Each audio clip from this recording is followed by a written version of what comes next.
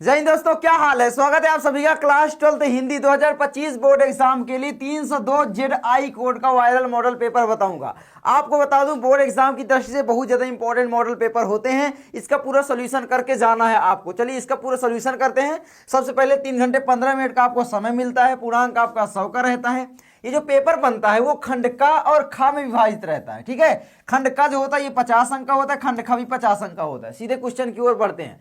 आपको एक भी प्रश्न छोड़ करके नहीं आना है। पहला क्वेश्चन कहता है निम्नलिखित में से हजारी प्रसाद द्विवेदी की रचना नहीं है। तो जल्दी से बताइए। विचार और वितर्क बिल्ले सुरपकर, यह साहित्य का मर्म, हिंदी साहित्य की भूमिका। तो यहाँ पर सही विकल्प हो जाएगा बिल्ले सुरपकर। ये सूर्यकांत त्रिपाठी निराला की रचना है। ठीक है, तो ये विकल्प है। कहा है आपका निम्नलिखित में से आचार्य रामचंद्र शुक्ल द्वारा लिखा निबंध है। बताइए। तुम चंदन हम पानी, विद्या निवास मिश्र जी का निबंध है। राष्ट्र का स्वरूप वासुदेव शर्मा अग्रवाल का। अशोक के फूल हजारी प्रसाद द्विवेदी का। तो कविता क्या है, विकल्प बचता है, ये सही हो जाएगा, है ना। चिंतामणि विचार भी थी। कविता क्या है, ये सब निबंध आचार्य रामचंद्र शुक्ल के हैं। अजात शत्रु रचना की विधा है ना। अजात शत्रु नाटक विधा की रचना है। आपको पता होगा जयशंकर प्रसाद का नाटक है। चंद्रगुप्त, स्कंदगुप्त, अजात शत्रु, ध्रुव स्वामिनी, कामना, राजश्री, है ना, करुणालय, ये सभी नाटक जयशंकर प्रसाद के हैं। उसके बाद आपका आता है अज्ञेय की रचना है। तो बताइए अज्ञेय की रचना इनमें से कौन सी हो जाएगी। पृथ्वी पुत्र, ये तो वासुदेव शर्मा अग्रवाल की हो जाती है। मेरे विचार, है ना, ये दूसरे की विचार प्रवाह। शेखर एक जीवनी, ये वाला सही विकल्प हो जाएगा। बहादुर कहानी के लेखक हैं फणीश्वर नाथ रेणु, पंचलाइट कहानी के हैं। मुंशी प्रेमचंद नमक का दरोगा, बहुत सारी कहानियां हैं। जैनेन्द्र कुमार ध्रुव यात्रा के हैं। अमरकांत सही हो जाएंगे। और लाठी कहानी के लेखक कौन हो जाते हैं बताओ। लाठी के आपके शिवानी, है ना, तो शिवानी हो जाते हैं, शिवानी। ठीक है, चलिए आगे बढ़ते हैं। दूसरे का कहा रामधारी सिंह दिनकर प्रमुख कवि हैं, है ना। तो किस काव्य धारा के हैं। प्रयोगवादी काव्य धारा, प्रगतिवादी काव्य धारा, सगुण या निर्गुण या सही धारा। ये तो होगा नहीं, इन दोनों में से कोई एक होगा। तो आप लोगों को बताना यहाँ पर क्या हो जाएगा। तो यहाँ पर आपका हो जाएगा प्रयोगवादी काव्य धारा के हो जाएंगे। ठीक है, तो आपका सही हो जाएगा। सॉरी, यहाँ पर प्रगतिवादी काव्य धारा के, है ना। रामधारी सिंह दिनकर प्रगतिवादी काव्य धारा के हैं। आगे बढ़ते हैं।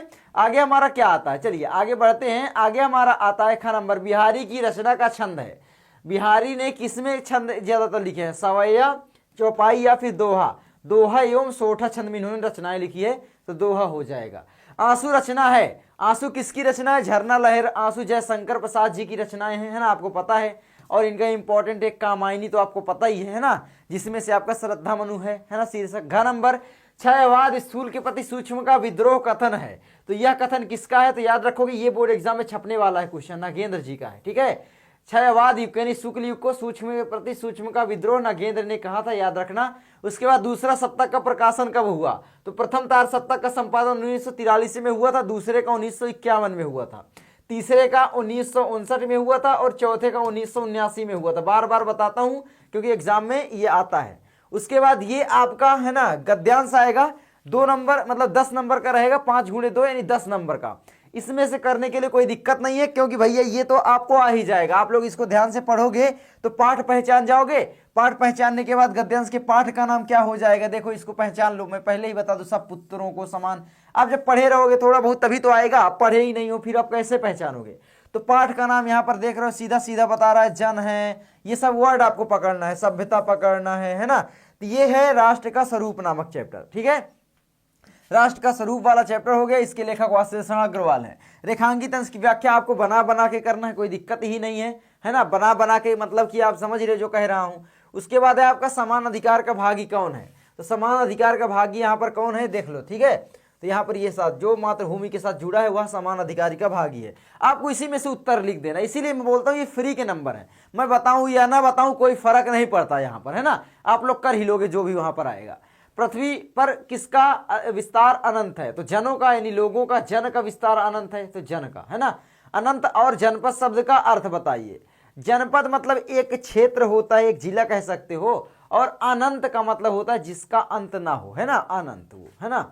आगे बढ़ते हैं। अथवा में भी देगा, यदि यह नवीनीकरण सिर्फ कुछ पंडितों की व आचार्यों की दिमागी कसरत ही बनी रहे तो भाषा गतिशील नहीं होती। भाषा का सीधा संबंध प्रयोग से है और जनता से है। यदि नए शब्द अपने उद्गम स्थान पर ही अड़े रहे, और ये देखो सिंपल है, मैं आपको बता देता हूँ, ये भाषा और आधुनिकता वाला चैप्टर हो जाएगा आपका, कोई दिक्कत ही नहीं है ना। इसके लेखक प्रोफेसर जी सुंदर रेड्डी हो जाएंगे। चलिए आगे बढ़ते हैं। रेखांकित अंश की व्याख्या, है ना। किसी भी नए प्रधान की सफलता जनता की सम्मति और असम्मति के आधार पर निर्भर करती है, और जनता में इस चेतना को उजागर करने का उत्तरदायित्व शिक्षित समुदाय एवं सरकार का होना चाहिए। तो बना के लिखो, किसी भी नए विधान की सफलता, किसी भी नई चीज़ कुछ भी बनाना है, क्रिएट करना है, तो यही है विधान है ना कि सफलता। तो वो कब सक्सेस होगा है ना, उसको सफलता कब मिलेगी, जब जनता की जो है सम्मति व असम्मति के आधार पर निर्भर हो। जो वहाँ की जनता है वो सहमत है या नहीं है ना, वो सब चीज़ें बना के लिखो यार। 2 लाइन है, 4 लाइन चेप दो, इसमें नंबर नहीं कटते हैं सही बताऊं तो। भाषा का सीधा संबंध किससे है, तो भाषा का सीधा संबंध आप जब पढ़ोगे तो आपको मिलेगा प्रयोग से है। ठीक है, तो भाषा का सीधा संबंध प्रयोग से है, जहां कहीं भी मिले आप लोग देख लेना। उसके बाद आपका आता है यूरोपीय देशों में शब्द प्रेषण के माध्यम कौन कौन से हैं, तो यहाँ पर आप देख लो यूरोपीय देशों में शब्द प्रेषण के माध्यम यहाँ पर है ना, भाषा वाला ही चैप्टर है।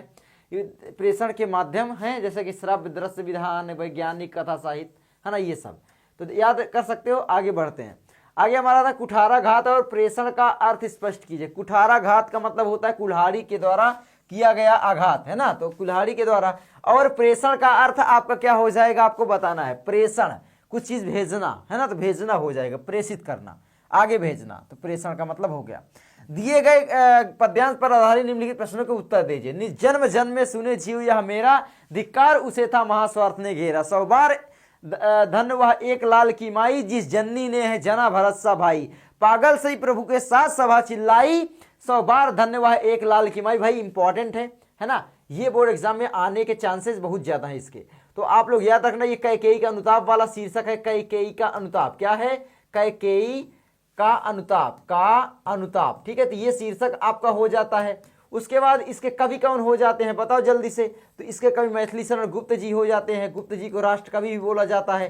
ठीक है, और ये गुप्त जी की किस रचना से लिया गया है, तो साकेत से लिया गया है। ठीक है, किससे लिया गया है, तो साकेत इनकी एक रचना है, महाकाव्य है, इससे लिया गया है। अब तो कर लोगे है ना। उपयुक्त पद्यांश का शीर्षक और कवि का नाम। पद्यांश का शीर्षक है कैकेयी का अनुताप और कवि का नाम मैथिली शरण गुप्त, सिंपल है। उसके बाद रेखांकित अंश की व्याख्या करना है ना, बना करके देखो यहाँ पर निजन्म जन्म में सुने जीव या मेरा, धिक्कार उसे था महास्वार्थ ने घेरा। तो यहाँ पर क्या है कि भाई जो कैकेयी थी श्री राम को जब वन भेज दी थी तो वो पछता रही हैं, पछतावा कर रही हैं, और क्या कह रहे हैं कि निजन्म जन्म में सुने जीव मेरे, जीव जन्मांतर, जन्म जन्मों के जन्मांतरों के जीव, ये ब्रह्मांड में उपस्थित सभी जीव मानव हर प्राणी यह सुन ले, क्या सुन ले भैया, कि मुझे सुन ले, क्या धिक्कार उसे था महास्वार्थ ने घेरा। पछताते हुए कहती हैं कि मुझे धिक्कार है, अपने को धिक्कारते हुए कहती हैं मुझे महास्वार्थ ने घेर लिया था, जिस कारण से मैं इतने अपने प्रिय पुत्र श्री राम को कहाँ पर जंगलों में विचरण करने के लिए भेज दिया है ना। इस तरीके से आप लोग बना के लिख दोगे तो 4 लाइन में है ना। भाई ये सरल आ रहा है, देख लो। ये मतलब इसका क्या है, कुछ नहीं है ना, रेखांकित अंश की व्याख्या नहीं बल्कि पूरे की व्याख्या करोगे तो भी आप कर लोगे, कोई दिक्कत ही नहीं है। अब देखो कैकेयी स्वयं को धिक्कारती हुई क्या कहती है। कैकेयी स्वयं को धिक्कारती हुई कहती है कि मैंने श्री राम को वन भेजा, मुझे धिक्कार है ना। तो जन्म जन्म में सुने जीव यह मेरा, धिक्कार उसे था महास्वार्थ ने घेरा। क्या कह रहे हैं कि जन्म जन्म में सुने जीव यह मेरा, जन्म जन्मांतरों के लोगों को बता रही हैं। ठीक है, उसके बाद आपका आ जाता है यहाँ पर कैकेयी के प्रायश्चित के बाद श्री राम उनसे क्या कहते हैं। श्री राम उनसे कहते हैं कि हे माता, आपने इतना महान पुत्र को जन्म दिया है भरत को, आप तो धन्य हैं। ये कहते हैं ना, जिस जननी ने है जना भरत सा भाई है ना, पागल सी प्रभु के साथ सभा चिल्लाई है ना, प्रभु मतलब श्री राम। आगे बढ़ते हैं। प्रभु राम के साथ कैकेयी के अपराध का अपमार्जन करती हुई सभा क्या चिल्ला उठती है, तो वही चिल्लाती है भाई, पागल सी प्रभु के साथ सभा चिल्लाई, 100 बार धन्य वह एक लाल की माई। जो श्री राम बोले वही यहाँ पर प्रजा बोल रही है, सिंपल है ना, समझ में आ गया। आगे अथवा में आता है आपका, कौन तुम संसति जल निधि तीर तरंगों से फेंकी मणि एक, कर रहे निर्जन का चुपचाप प्रभा की धारा से अभिषेक, मधुर विश्रांत और एकांत जगत का सुलझा हुआ रहस्य, एक करुणामय सुंदर मौन और चंचल मन का आलस्य। ये आपका श्रद्धा मनु वाला चैप्टर हो जाता है। क्या है, श्रद्धा मनु। अब बताओ श्रद्धा मनु किससे लिया गया है भैया, तो श्रद्धा मनु जयशंकर प्रसाद की रचना है। जयशंकर प्रसाद की रचना है। जयशंकर प्रसाद की कौन सी रचना से लिया गया है बताओ जल्दी से, तो इनका जो कामायनी महाकाव्य है इससे लिया गया है, कामायनी।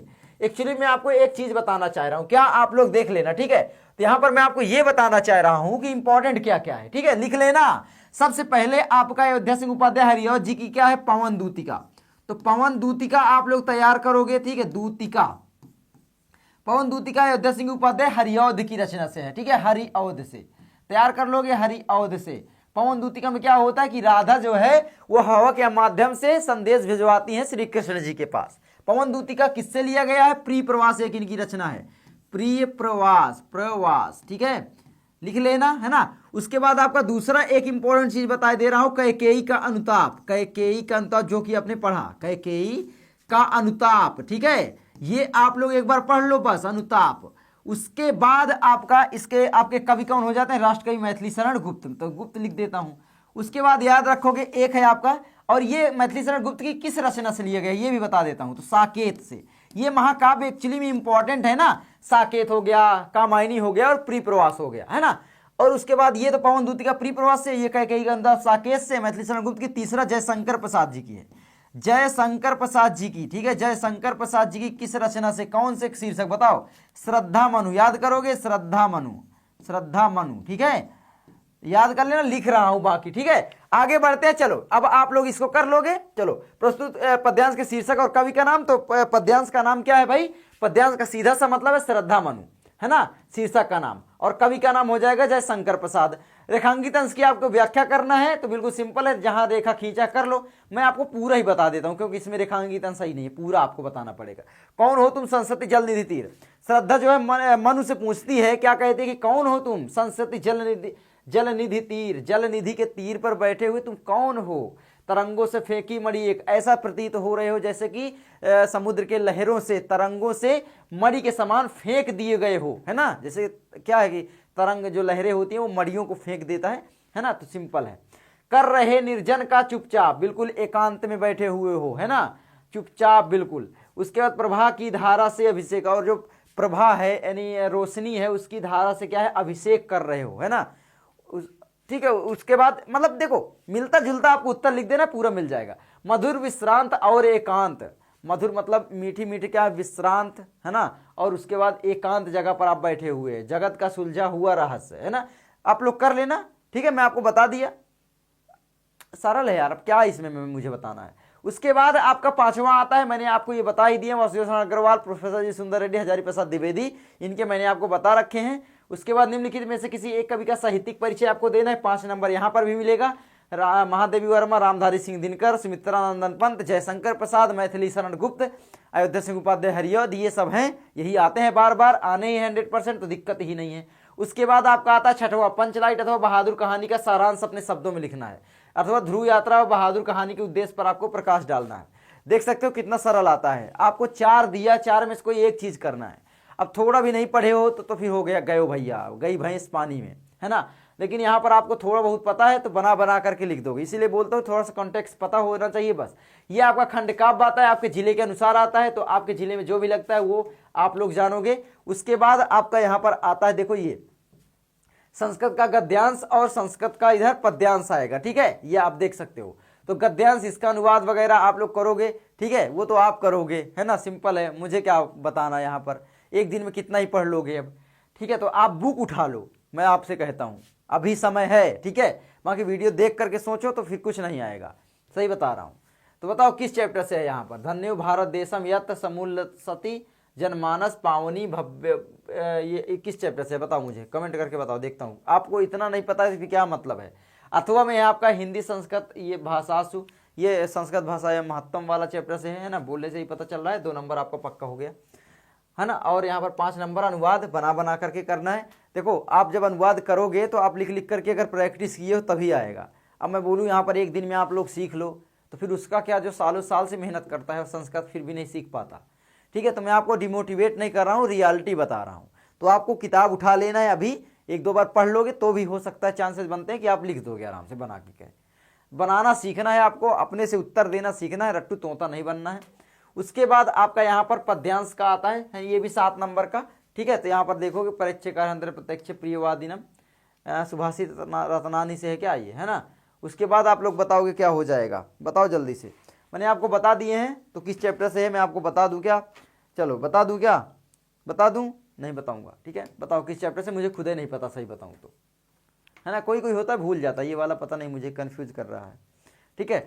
9वां है आपका, निम्नलिखित मुहावरों में से किसी एक का अर्थ लिखकर वाक्य में प्रयोग कीजिए। तो आपको वाक्य में प्रयोग करना है, अपना उल्लू सीधा करना, बहुत इंपॉर्टेंट है, स्वार्थ सिद्ध करना। चलो लिख देता हूं मैं यहाँ पर थोड़ा सा इसका, है ना, पेन पतला कर लेता हूं। क्या है? अपना उल्लू सीधा करना मतलब स्वार्थ सिद्ध करना, स्वार्थ सिद्ध करना, ऐसे लिखता हूँ तो राइटिंग से लिख जाएगा, है ना, सिद्ध करना। ठीक है, उसके बाद आपका क्या आता है, थोड़ा सा ये बहुत पतला हो जाता है यार, थिकनेस बढ़ाता हूँ। ठीक है, उसके बाद है आपका ईद, ईद का चांद होना, बहुत दिनों बाद दिखाई पड़ना। क्या है, बहुत दिनों बाद दिखाई पड़ना, दिनों बाद दिखाई पड़ना, दिखाई पढ़ना। ठीक है, मैं बोले दे रहा हूं, आप लोग लिख लेना। काला अक्षर भैंस बराबर अनपढ़ होना। क्या है, अनपढ़ होना, अनपढ़, है ना, होना। ठीक है, वाक्य में प्रयोग तो कर लोगे ना, कान पर जू न रेंगना, कान पर जू न रेंगना, नजरअंदाज करना, या कह सकते हो, है ना, इसका यही हो जाएगा, नजरअंदाज करना, कान पर जू न रेंगना। ठीक है, तो आगे बढ़े, आगे हमारा आता है यानी नजरअंदाज करना या परवाह न करना, है ना, परवाह न करना, परवाह न करना। ठीक है, उसके बाद अपठित गद्यांश तो आप कर ही लोगे, कोई दिक्कत नहीं है, 5 नंबर पक्का है यार, करो, है ना, प्रैक्टिस करो एक बार। ठीक है, ये भी अपठित अथवा में रहेगा, 2 में से कोई एक करना है। कितना सरल आता है क्लास 12 हिंदी का पेपर, आप लोग ही देख लो। ठीक है, उसके बाद बताता हूं मैं, निम्नलिखित शब्द युग्मों का सही अर्थ चयन करके आपको लिखना है, अनिष्ट और अनिष्ट। तो अनिष्ट मतलब क्या होता है, अनिष्ट मतलब क्या होता है, अनिष्ट मतलब निष्ठा रहित, अनिष्ट मतलब होता है क्या, बुरा। तो बुरा और निष्ठा रहित, पहला का पहला ही सही है। ठीक है, तो यहाँ पर बुरा और निष्ठा रहित हो जाएगा। मात्र और मात्र, है ना, मात्र मतलब केवल, मात्र मतलब माता, तो कहाँ गए, केवल और माता। ठीक है, उसके बाद निम्नलिखित शब्द में से किसी एक शब्द के 2 अर्थ आपको लिखना। तात, तात मतलब होता है पिता, और या तो कोई व्यक्ति जो श्रेष्ठ होता है उसको तात बोला जाता है, अपने से बड़ा, श्रेष्ठ। ठीक है, चलो 2 बता दिया। शिखा, शिखा मतलब होता है चोटी,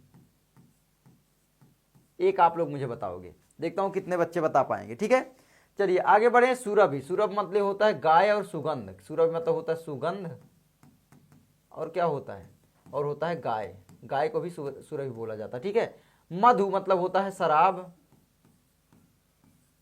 और शहद भी होता है, शहद। ठीक है, आगे बढ़े। निम्नलिखित वाक्यों के लिए एक सही शब्द का चयन करके आपको लिखना। जो कम बोलता हो उसको बोलते हैं मितभाषी, याद रखोगे, कहाँ है मितभाषी, मितभाषी। ठीक है, आगे बढ़ते हैं। जो बूढ़ा ना हो सके उसको बोलते हैं अजर। ठीक है, अनंत जिसका कभी अंत ना हो, अमर जिसकी कभी मृत्यु ना हो, है ना। आगे बढ़े। अनुस्वर जिसका कभी अंत ना हो, ये भी मतलब अनुस्वर जो कभी नष्ट ना हो एकदम। ठीक है, अनुस्वर है। निम्नलिखित में से किन्हीं 2 वाक्यों को शुद्ध करके लिखना है। वाक्यों को शुद्ध करना आपको सीख लेना है। ठीक है, तो यहाँ पर मैं अनेकों बार दिल्ली जा चुका हूँ, तो मैं अनेकों को काट के अनेक कर दो बस, मैं अनेक बार दिल्ली जा चुका हूँ, सही हो गया। सीता ने पुस्तक लिखी। ठीक है, सीता ने पुस्तक लिखा नहीं, जैसे राम होता यहाँ पर पुल्लिंग होता तो ये हो जाता, राम ने पुस्तक लिखा, लेकिन यहाँ पर सीता है तो सीता के अनुसार इसको बदल देंगे। गमला मेज में रखा है, तो गमला मेज के ऊपर रखा जाता है, तो गमला मेज पर रखा है। ठीक है, तो यहाँ पर हो जाएगा, मैं की जगह पर हो जाएगा। मैं महेश को पढ़ाया हूँ, मैंने महेश को पढ़ाया है, ये होना चाहिए। अब जब बोलोगे तो भी समझ में आ जाएगा अगर आपने थोड़ा बहुत हिंदी पढ़ा है। उसके बाद करुण रस और शांत रस का स्थायी भाव, ये तो मैंने आपको बता ही दिया है। करुण रस का स्थायी भाव शोक होता है। शोक नामक स्थायी भाव जब विभाव अनुभव में संचारी भाव संयोग करता है तो करुण रस की निष्पत्ति होती है। दूसरी चीज, करुणा हमें कब भरती है भाई, जब हमारी कोई प्रिय वस्तु, है ना, कोई व्यक्ति छीन जाता है, हमसे दूर चला जाता है। सिंपल, वही चीजें लिख देनी है। उदाहरण पे मारी खोए भुजंग सी जननी, फंसा पटक रही थी शीश, अंधी आज बनाकर मुझको किया न्याय तुमने जगदीश, है ना। शांत रस का स्थायी भाव निर्वेद होता है। निर्वेद नामक स्थायी भाव में शांति कब मिलती है, जब हम भक्ति भावना में लीन हो जाते हैं, है ना, वैराग्य धारण कर लेते हैं, वैरागी हो जाते हैं, लालच वगैरह से मुक्त हो जाते हैं। तो सिंपल है, शांत रस का स्थायी भाव निर्वेद है, जब हम लालच से मुक्त हो जाते हैं, वैरागी हो जाते हैं, भगवत भक्ति धारण कर लेते हैं, तो वहाँ पर निर्वेद नामक स्थायी भाव उत्पन्न होता है। वही निर्वेद नामक स्थायी भाव जब विभाव अनुभव में संचारी भाव सहयोग करता है, तब जा करके शांत रस की निष्पत्ति होती है। उदाहरण के लिए मेरा एक्चुअली बताऊँ ना तो मेमोरी लॉस हो रहा है। क्यों? क्योंकि वो फाइलेरिया वाली दवा नहीं आती है, वो मैंने खा रखा है, तो उससे पता नहीं क्यों आज मुझे खाना ही नहीं चाहिए था, है ना। तो मैं ज़बरदस्ती पढ़ा रहा हूँ, मेरी पूरी एनर्जी भी डाउन है। और देख रहे हो ना आज मैं कैसे बोल रहा हूँ, वो एनर्जी नहीं आपको लग रही होगी, एनर्जी भी डाउन है। मैं क्या बताऊँ, चलो बकवास नहीं करते हैं। और मैं देखो इसका उदाहरण मुझे अच्छे से याद था, भूल गया, शांत रस का स्थायी भाव। तो सॉरी, शांत रस का जो उदाहरण है ना, वहाँ याद आ गया। जब मैं था तब हरि नहीं, अब हरि हम हैं नाही, सब अंधियारा मिट गया जब दीपक देखा माहे। ठीक है, तो मैंने आपको उदाहरण भी बता दिया। अनुप्रास अलंकार और उत्प्रेक्षा अलंकार, है ना। तो ये तो आपने 10th में पढ़ा ही है, एक कर लोगे। उसके बाद चौपाई अथवा दोहा छंद का मात्रा सहित लक्षण और उदाहरण आपको लिखना है। तो चौपाई छंद जो होती है इसमें कुल मिलाकर के 16 मात्राएं होती हैं। सममात्रिक छंद होता है, सिंपल सा यार, बिल्कुल सिंपल होता है। जय हनुमान ज्ञान गुण सागर, जय कपीस तिहु लोक उजागर, रामदूत अतुलित बलधामा, अंजनी पुत्र पवन सुत नामा, महावीर विक्रम बजरंगी कुमद निवार सुमत के संगी, कंचन वरद विराज सुबेधा कानन कुंडल कुंजित केसा, हाथ वज्र ध्वजा विराजे कांधे मुंजने साजे, शंकर सुमन केसरी नंदन, तेज प्रताप महाजगवंदन। और बाकी आप लोग पढ़ लेना, ठीक है। तो इस तरीके से आप कर लोगे। बैंक प्रबंधक को शिक्षा ऋण के आवेदन के संबंध में आपको पत्र लिखना है, या फिर नगर में अतिक्रमण की समस्या के निवारण हेतु तो आपको पत्र लिखना है। ये पत्र बहुत इंपॉर्टेंट है। और पत्र लेखन वही है भाई, सेवा में श्रीमान पता वगैरह लिखना है और अपने से, है ना, महोदय करके नीचे करके अपने से चाप देना है, नीचे धन्यवाद और डेट डाल देना है। आप यहाँ पर भौदी लिख दो, भौदी मतलब अपना नाम लिखना है, XYZ जो भी है ना। हो गया आपका पत्र कंप्लीट। इधर आपका बस सेवा में है ना। उसके बाद आपका श्रीमान या मती कुछ भी हो, है ना, जो भी है, श्रीमान बैंक प्रबंधक, सेवा में श्रीमान बैंक प्रबंधक महोदय, ठीक है। उसके बाद लिखोगे नीचे पता आप डालोगे, पता कहाँ पर आपकी ब्रांच है, अपने से भर देना, कुछ भी कहीं भी लगा दो, कोई दिक्कत नहीं है। याद क्या करोगे, इसमें करना है ना। मुझे ये लोन लेना है, मुझे आगे पढ़ाई करना है, ये करना है, वो करना है, 8-10 लाइन बड़े अच्छे से चेप दो और लिख दो। पत्र लेकर इसीलिए मैं नहीं बताया भाई, क्या रटवाऊँ इसमें मैं आपको। पर्यावरण संरक्षण का महत्व, तो पर्यावरण संरक्षण इसलिए करना है ताकि हमारी आने वाली पीढ़ी भी सुरक्षित रहे, स्वस्थ रहे, मस्त रहे और हमारी मानवता चलती रहे।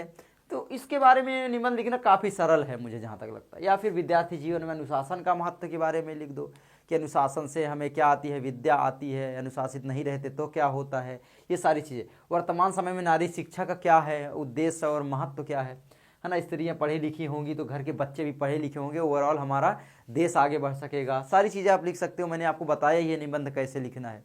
निबंध लिखने के कुछ मतलब आप कह लो हेडिंग आप पकड़ो, बस हेडिंग के अनुसार बना के लिखो। साहित्य और समाज का संबंध, बच्चे याद करने लग जाते हैं, केवल पढ़ना है यार, है ना। राष्ट्रीय शिक्षा नीति अब की बार 2025 में नहीं आएगा, हो सकता है ये आता है, वैसे किसी न किसी सेट में आएगा जरूर, है ना। तो हो गया आपका खत्म भाई, टाटा बाय बाय। क्या है इसमें, कुछ है बताओ, सरल कर दिया आपका पेपर। ये थोड़ा सा कठिन है, 7-7 14 नंबर, ठीक है। तो आप इसको तो प्रैक्टिस करना पड़ेगा, तो कर लेना। संस्कार मैं आपको कुछ चैप्टर बता देता हूँ, जैसे कि उलूक जातकम वाला हो गया, जातक कथा वाला। सुभाषित रत्नानी से श्लोक पूछा जाता है, जातक कथा से भी एक श्लोक और उलूक जातकम से भी पूछा जाता है। सॉरी, उलूक जातकम से ही है जातक कथा वाला, है ना। और आपका इन्हीं में से आता है। और क्या, संस्कृत भाषा या महत्तम वाला एक चैप्टर, उसमें एक श्लोक है, उसमें से आ जाता है। तो आप लोग देख लो, जो श्लोक ज़्यादा बार आ रहे हैं उनको तैयार कर लो। आई होप आपको वीडियो अच्छी लगी होगी, और अच्छी लगी लाइक करना, चैनल सब्सक्राइब करना। मैं मिलता हूँ आपसे अगली वीडियो में। नमस्कारम, जय हिंद, जय भारत, वंदे मातरम। पढ़ाई करते रहें, ऑल द वेरी बेस्ट। और किताब उठा लो, अभी टाइम है, इसीलिए मैं ये सोल्यूशन नहीं देता हूँ, ताकि आप कम से कम किताब उठाओ, ठीक है। वीडियो देखने से काम नहीं चलने वाला है। जय हिंद, जय भारत।